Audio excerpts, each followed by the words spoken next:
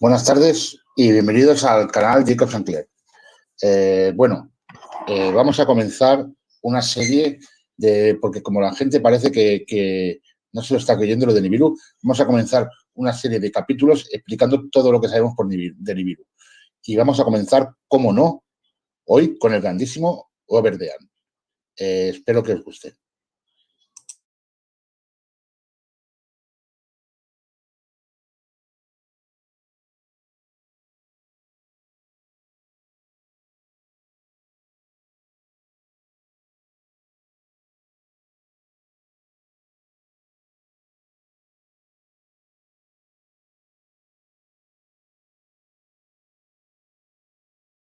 Our remote viewers have concluded that yes, it's going to happen this time. That we and it will be on the same side of the sun at the same time. And if the remote viewer, and they're getting their information from ETs, from sources within the US government that tell me that yes, they are deeply concerned about it and they're worried sick about it and they don't know what to do about it. What could the government or anyone else tell you? What could they say to you? Would they tell you that grab your hat, dig a hole, hang on? He says, oh, it seems to be a rather nice planet and we know about it and all we need to do is name it. And then bless his heart, you know, he had never had a heart problem, but within a year he was dead with a heart attack. Incredible race of humans, does have a future. And it is in the stars. Mm-hmm. And we are going out there to reclaim our rightful place. It's kind of amusing considering that the last time we met, I told you that it was to be my last interview. And here I am again. And, you know, how can I explain that?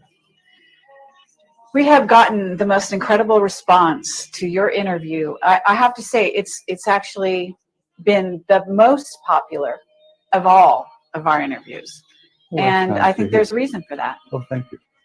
I think that in many ways you put yourself on the line and you actually embody the curiosity that was like rampant in all of us.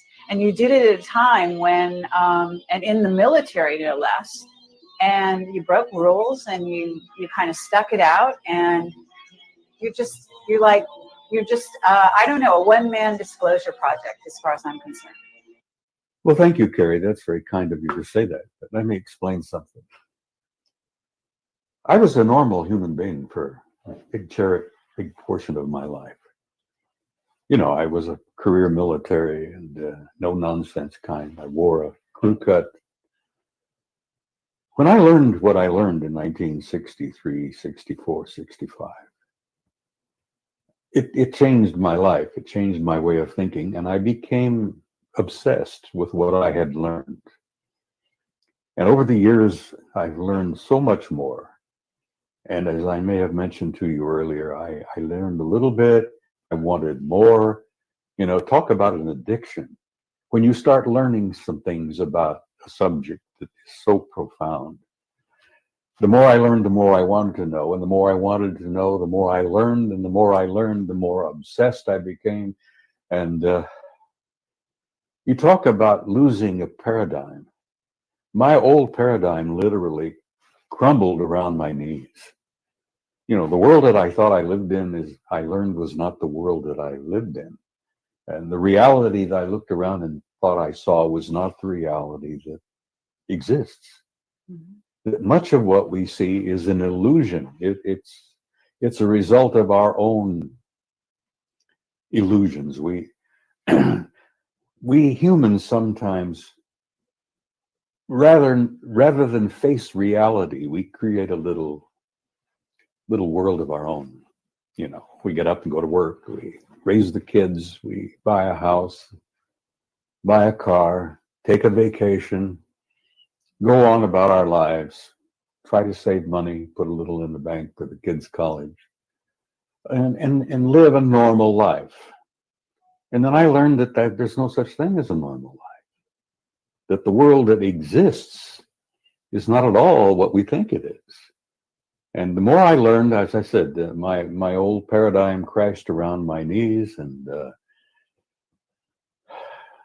I'm sitting here in front of you as a human wreck, you might say, as to what I used to be, because I lived in a world that was kind of cut and dried. Oh, do this, do that, pay your bills.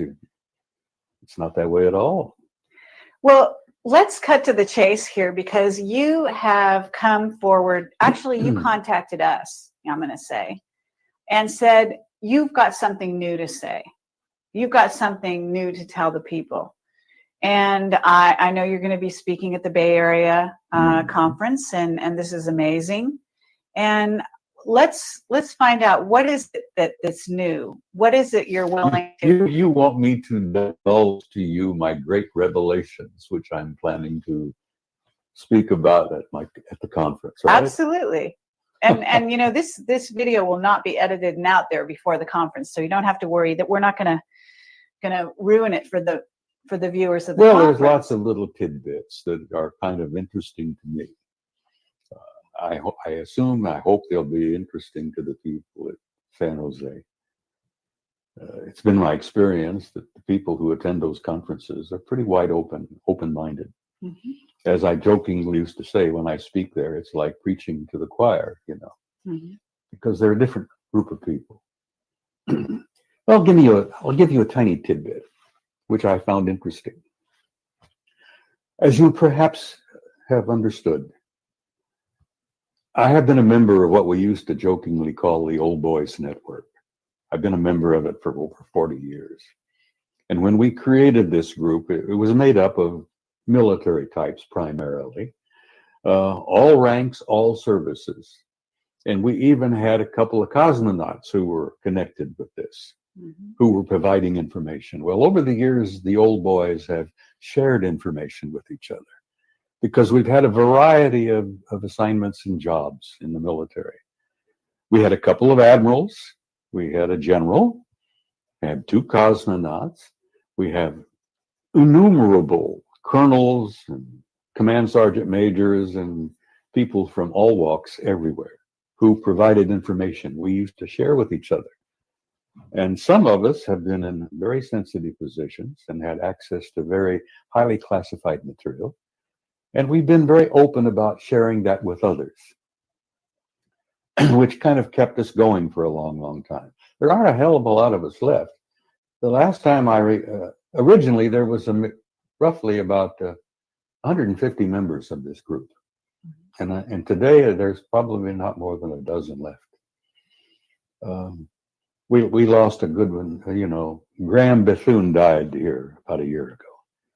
And Graham was a retired Navy commander who was a dear man, who had some very sensitive information he used to share with others. But as I point out, we shared among ourselves.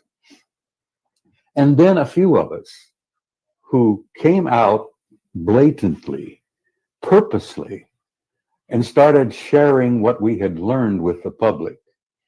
Frankly, I never thought I was going to get away with it. I thought they were going to stamp on me and, eliminate me or whatever. There was even rumors, for God's sake, that they were going to call me back to active duty and court-martial me. Well, I'm going to be 80 at my next birthday, so I don't think they want to call me back to active duty.